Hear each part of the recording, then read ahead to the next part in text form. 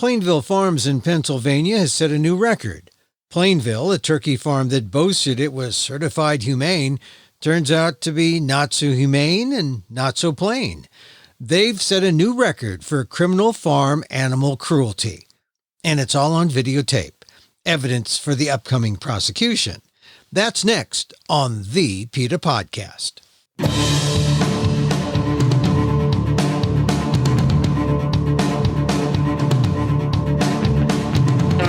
Welcome to the PETA Podcast. I'm Emil Guillermo, your host for this inside look at animal rights, brought to you by PETA, the largest animal rights organization in the world. On today's episode, the investigation of Plainville Farms in Pennsylvania may be enough to make you go vegan. In 2021, a PETA investigator working undercover took footage of one cruel atrocity after another. Workers kicking birds, shaking them by the neck, simulating sex acts, and then throwing them back with the other turkeys to be stunned and processed for your holiday meal. Now, a year later, the Pennsylvania State Police is working with prosecutors in 6 counties and going after the workers. 11 of the Plainville farm workers associated with the video face a total of 139 charges of animal cruelty, including 6 felonies. It is the most charges and defendants in any case of cruelty to factory farmed animals in U.S. history. Here's my conversation with Dan Paden, PETA Vice President in charge of evidence analysis, on the PETA Podcast. So Dan Paden, it's so good to have you back on the PETA Podcast. Welcome again. This has to be very gratifying. The largest number of charges against a facility? Against anybody who has abused factory farmed animals of any kind in U.S. history. Yes, indeed. 139 counts, including 6 felonies against a total of 11 defendants. Boy, this is kind of like Babe Ruthian in a way, that from the good guy's standpoint, you went in and found these abuses. And of course, we'll get into the specifics. Is this a case where if we know this is happening at this place, you know that the amount of cruelty throughout the nation must be magnified? This is at a company, Plainville Farms, that touts itself as being humane, that was certified by the Global Animal Partnership as humane, that said that the animals it raised were raised in a stress-free environment, right? Were treated with respect, et cetera, all these marketing claims that everyone wants to put out there. All this cruelty, felony cruelty to animals, rampant every day, systemic cruelty from the supervisor down to the lowest guy on the crew, everyone engaging in this. This is going on at a company that says it's doing right by birds. Imagine what's going on at every other farm under every other company's authority in the U.S. that's not making those claims. It can't be better. It's got to be even worse for birds. This is the largest number of charges. It's really sickening because there are places that don't even try to live up to a standard of, we're so good. And to imagine what they must be doing. This was not a bunch of bad apples. This was not just sheer happenstance that we got on a crew with an investigator and happened to document what we did. I mean, our perspective is, the reality is this is what's happening to turkeys and other animals in this industry on a daily basis across the U.S. at every farm. Here, we just happened to have someone there recording what was going on. And we happened to find a corporal in the State Police of Pennsylvania who took it seriously and filed charges and is working with the DAs to hold these individuals accountable. So are you saying that were it not for that one last piece of a court taking this seriously, there could be jurisdictions out there where people just wouldn't take these charges seriously at all? Oh, absolutely. I mean, I think it is a rare thing still in 2022 to find a police agency and a prosecuting office that looks at animals raised for food, and particularly birds for some reason, and sees them as individuals that they are, as deserving of protection under the state cruelty statute as are dogs and cats, and is willing to put in the time and effort to hold people accountable under the law, such as they are, for doing egregious, torturous things to these animals. You got to be lucky that there you were, Plainville Farms, Pennsylvania. They were willing to do it. How did you know to go in to Plainville? Was it a whistleblower? Were you tipped off? How did you know? It was purely random. It was actually based on the marketing standards. PETA has for several years been very interested to see what all these marketing claims, what this global animal partnership certification standards, what they actually mean for real animals who are confined in these farms. We did an investigation, for instance, of a pig farm in 2015 in Pennsylvania that was certified by Global Animal Partnership as quote unquote humane. We uncovered egregious suffering there.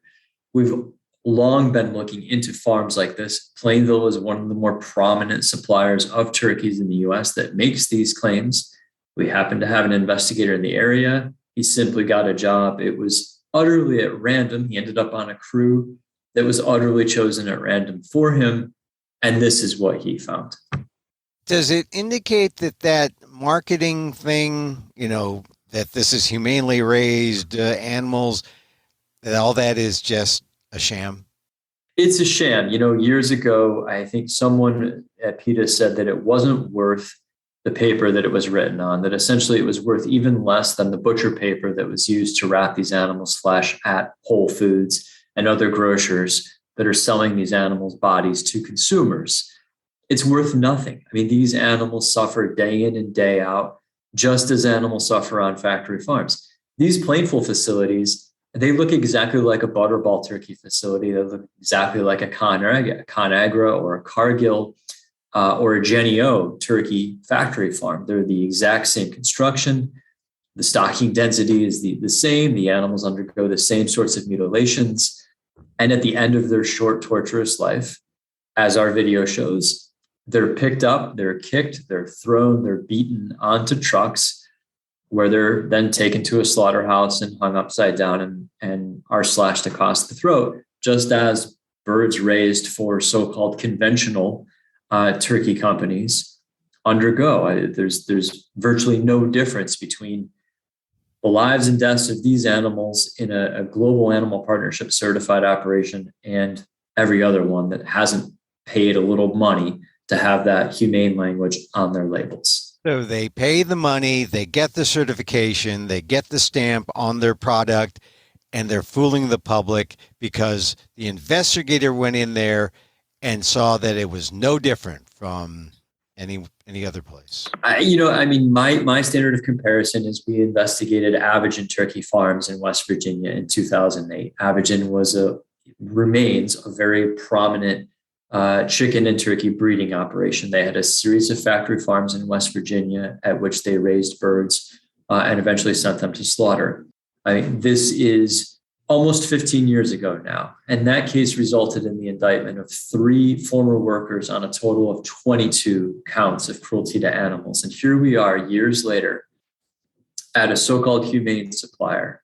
And we're seeing 11 men now facing 139 counts. So, nothing good has changed for birds in that time period. Arguably, things have gotten even worse. And now we have this marketing scheme that allows companies like Plainville, like you said, to make these statements to consumers who have yet to understand that there is no such thing as humane meat, who profess to care about animals but still want to eat their bodies, and are willing to pay a premium to buy this flesh that comes wrapped with these quaint pictures of bucolic farms and claims about how the animals were raised in a stress-free environment.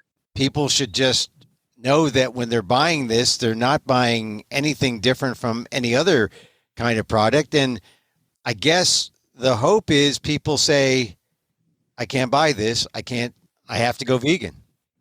Period. There's no other way around it. That is the simplest, easiest, most effective way to ensure that you're not paying for egregious suffering and killing animals who have every much of an interest in living as you and I do.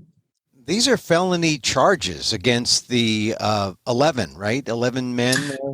4 out of the 11 men face at least one felony. Yes, exactly. And they're no longer working there. Do they get fired? Yeah, the company fired a total of 13 individuals last August, right after we released our footage. And of those 13, 11 of them are now up on cruelty charges. Now, I saw the video, and I have to say it's pretty horrifying to see how these. I presume they're all men. We said men, but how they treat the animals. I mean, they kick them, they pick them up by the necks, and they shake them, and they twirl them around. They have no respect for these animals. It's almost like a very a superiority sort of thing over, these animals are nothing to these workers. There's something wrong with the system in and of itself. I mean, these individuals did sadistic things to these animals because they have their own issues, because they were bored, because they were frustrated, etc.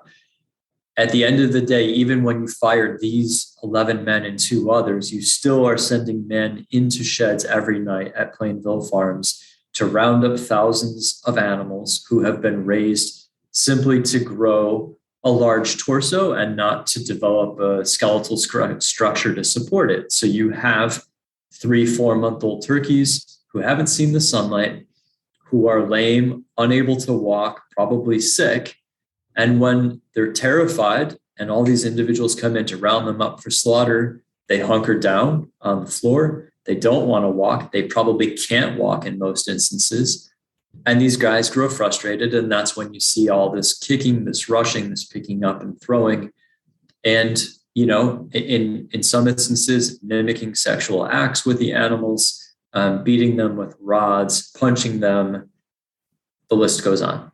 Yeah, in some ways, it was the only way you can get yourself in that mindset to do something like that to a living being is when you don't regard them as living beings. You don't care. They're like garbage. It's like if you were like sweeping up they're essentially they're in the killing floor. Like if I was cleaning up my garage, I would kick stuff, papers and, kick up some dust.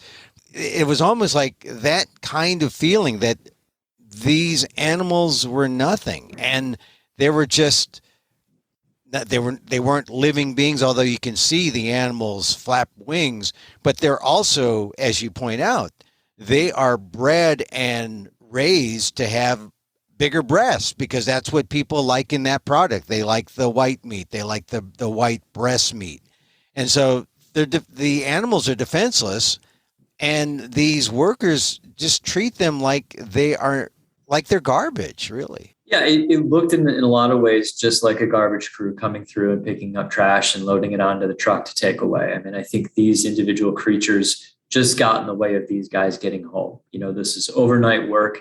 It's not pleasant work. No one wants to do this job. I'm certain of it. But in they go, and the guys are in a hurry. They want to get home. I mean, they don't want to be working at 3 a.m. in a dusty shed, trying to move 40-pound birds. And yet that's what their job is. And they want to rush through it, push those birds as fast as they can, get onto the next farm, do the whole process again, and get home. Even the healthiest turkey wouldn't have much of a defense or a chance against a 6'2", 200-pound man, obviously. But these animals were very compromised. That they're raised in almost total darkness for 3 or 4 months. As you said, they're large. They don't have legs to support themselves because people aren't going to eat their legs. They're going to eat their torsos, their chests, So vegan is the answer. It's not, paying an extra $1 per pound for these animals' flesh because it's marketed some way or another. It's just simply not eating them, period. Tell me about the laws that supposedly are there to protect the animals that now have these men who violated those laws up for felonies. Felony, that's a big thing. This isn't like misdemeanor kicking. This is a felony. Talk about the law and talk about how serious this is from not necessarily an animal rights perspective, but just from a legal perspective so that people understand the seriousness of these charges. Yeah. These charges are Class 3 felonies in Pennsylvania for aggravated cruelty to animals. So the offenses, the acts which resulted in the animal's death or essentially dismembered or disfigured the animal, left them unable to, be healthy, obviously, going forward. those got these class 3 felonies. Class 3 felony in Pennsylvania is punishable by up to 7 years behind bars and or a fine of up to $15,000. So these carry some very severe penalties. There is a lot of teeth, a lot of oomph behind this law, for lack of a better term. And it's remarkable to see those sorts of charges filed against people for what they did to animals raised for their flesh. No one would think twice about filing that charge against someone who abused a dog or a cat or even, a rabbit kept in a home. But to file that charge against someone who did something to a bird who was bound for someone's plate is rare, and it's a huge step forward. And it's a serious case when it comes before the courts. Like you said, it's not a traffic ticket. It's not a slap on the wrist. I mean, someone's liberty is going to be at stake here, as it should be. Those birds' lives were put on the line and ruined, and these individuals are going to be held accountable, thankfully. But you mentioned something that really grabs at anyone as you consider the law, that these men are charged for what they did. You can see, playing slightly devil's advocate here, that these animals are going to die anyway. I can get away with anything, right? I mean, if the animals are going to be killed for food legitimately by the company, how much worse am I if I beat these animals if the ultimate killer is the company processing the animals? I mean, I'm not defending the workers, but I can see why they might have. Look, the reason why I have this superior attitude about the animals, and the reason why I kicked them, is because, look, I'm here. We're going to kill these things and eat these things anyway. Now you're going to take away my freedom. It's not fair. Yeah. I've heard that argument before, particularly, for instance, when Smithfield-bound trucks were crashing around PETA's headquarters years back and spilling pigs all over the highways. And, we raised a lot of concerns about how the animals were being handled. And the response was, more often than not, look, they're bound for slaughter. It doesn't make a difference. It does make a difference. The law says very clearly, both at a state and a federal level, that even if you are going to ultimately slaughter an animal for human consumption, you are not to add unnecessary pain and suffering to that creature, including up to the point of death.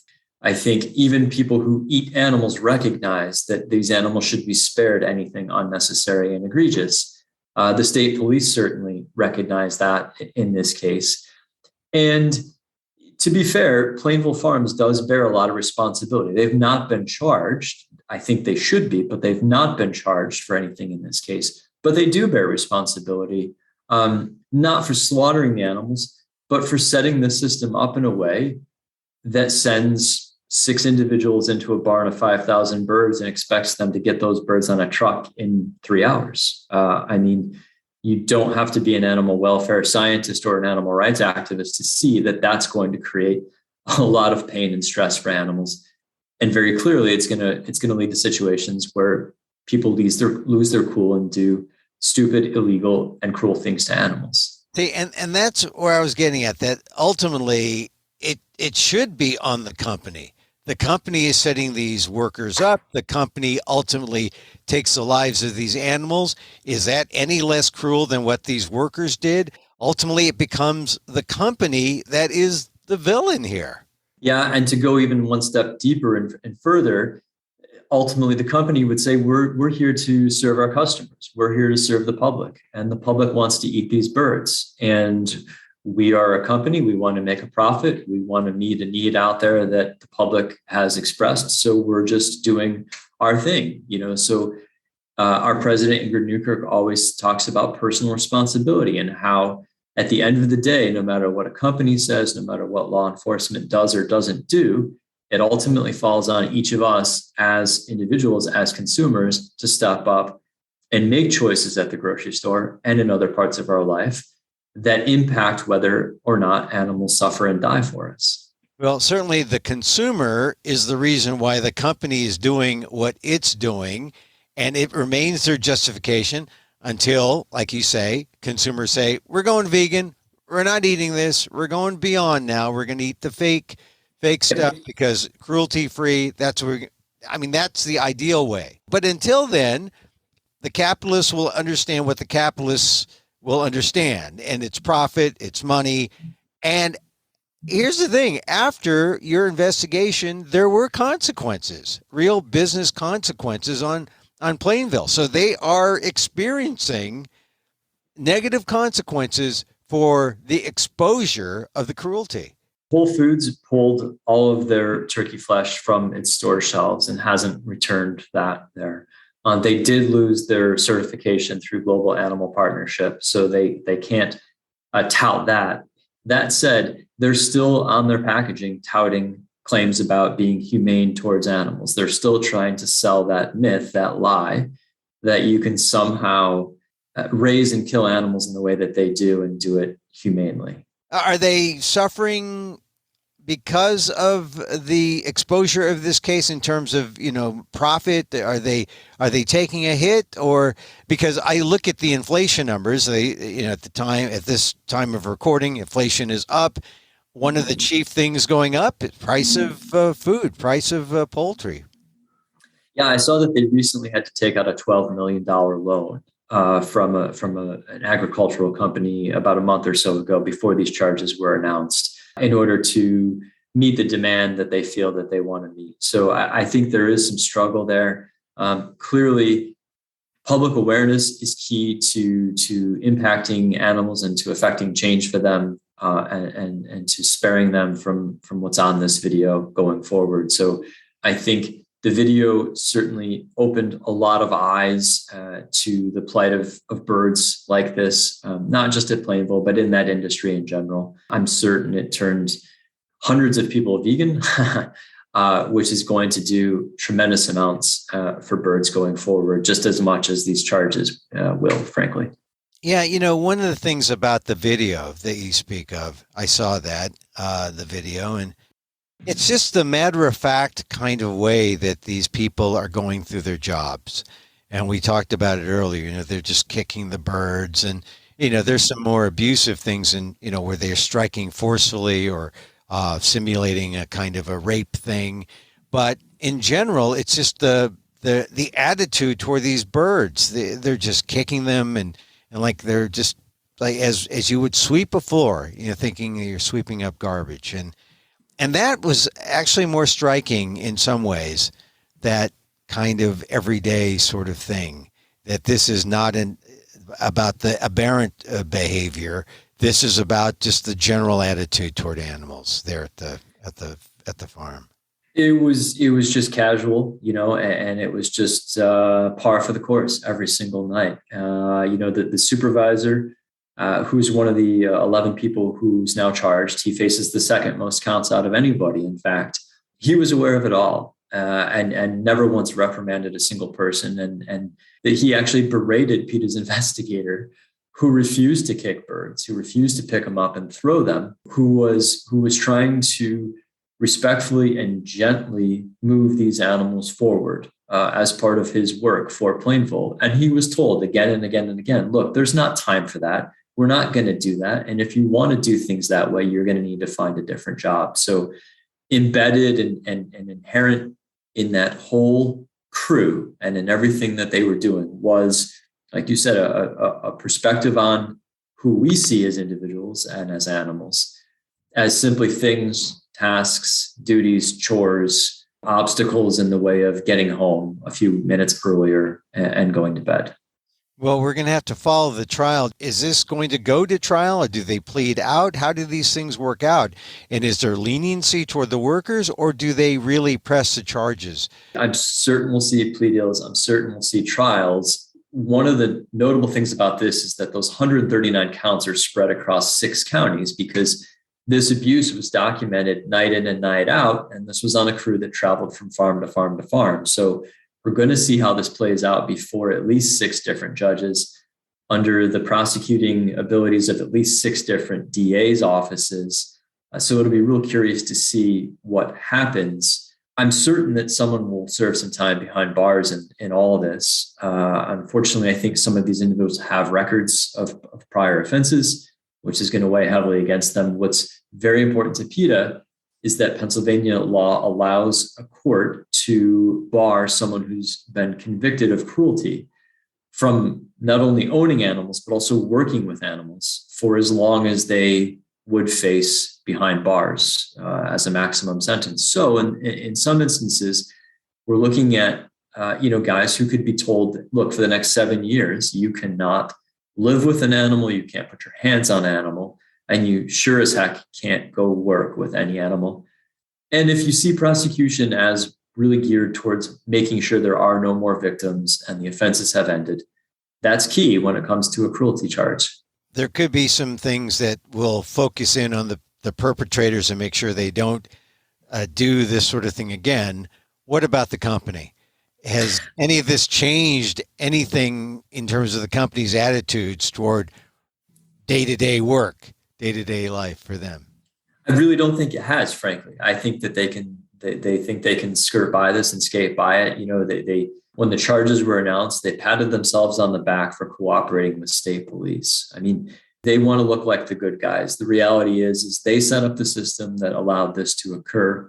Their management structure, their supervisors knew about this and didn't do anything, in fact, engaged in it. I don't know that it continues, but I would not be surprised in the least if everything at those farms is the exact same today as it was last August when we recorded this. One last question, Dan, and that is, you've been at this a while and you've seen a lot of this, a lot of video. This case with Plainville is the largest number of charges ever assessed against one company. And yet you have seen this throughout the years with other companies, and we still have it, as you said, still have it in 2022. There's some progress because the prosecutors are going after, these perps, but it seems like we haven't gone as far as many of us would like or would have hoped. What keeps you going to make sure that we get to where we need to be? Yeah, the big picture can be a little bit discouraging at times. Certainly, when you look at the statistics and the number of animals who are being raised and killed, it's not going down. It's going the opposite direction because human population itself is going up. So, there we are. I think what keeps me going, and investigators, frankly, for us, is that we see these animals as the individuals that they are. The bird who a worker picked up, tried to snap her neck, put between his legs, and then mimed a sexual act on, then dropped her to the floor where she lay in agony for a few minutes as she slowly died. That individual, yes, she's one of 80 million turkeys slaughtered last year, but that individual now has someone facing a felony charge for what he did to her. And that's vital. That's our duty to her as a single creature, as a single bird. It's important that I think we all do everything we can in every arena to spread the message that these animals count and that they deserve more than they get. And through the legal system, 139 counts is a massive step forward. And, the fact that, that headline goes out, that catches the attention of people who are going grocery shopping now with Thanksgiving in mind. And frankly, for the turkey industry, this news probably couldn't come of it at a worse time, because I think millions of Americans now are preparing and thinking ahead to a holiday at which these birds are typically the centerpiece.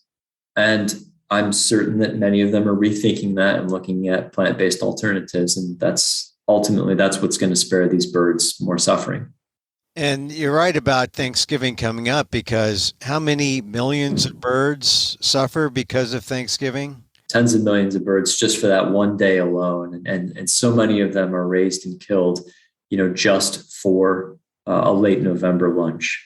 And so they should think about Plainville Farms. They should think about what we've been talking about here in the podcast. And we'll be updating people on, what happens, the disposition of the case, the largest number of charges. It's incredible. It's going to be a great joy. The cases start appearing in court this week, and it will be quite satisfying and rewarding to see these individuals come before judges and be made to answer for what they did to these animals.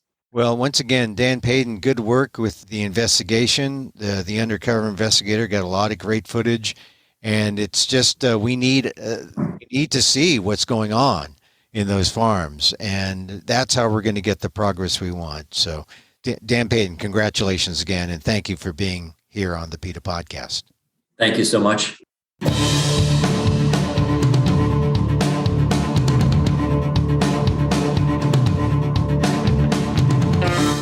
Dan Paden, PETA Vice President in charge of evidence analysis on the Plainville Farms case in Pennsylvania, where 11 workers have been charged with criminal acts of animal cruelty, the most charges and defendants ever in a factory farm animal cruelty case in U.S. history.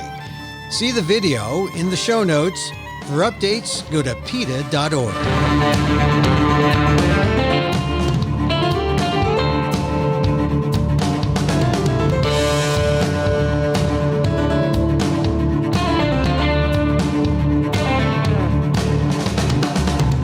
And that's our show for today. Thank you for listening.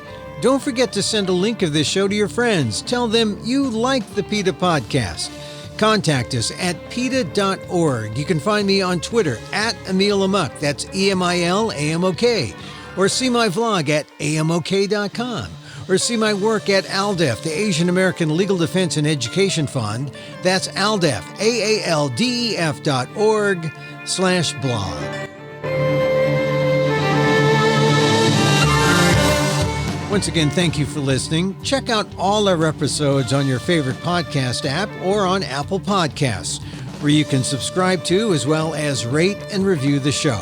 It helps get the word out about the issues you care about. Our music is provided by Carbon Works. Check them out on YouTube. And join us again next time for more insight into animal rights and the fight for a cruelty-free world on the PETA Podcast. I'm Emil Guillermo.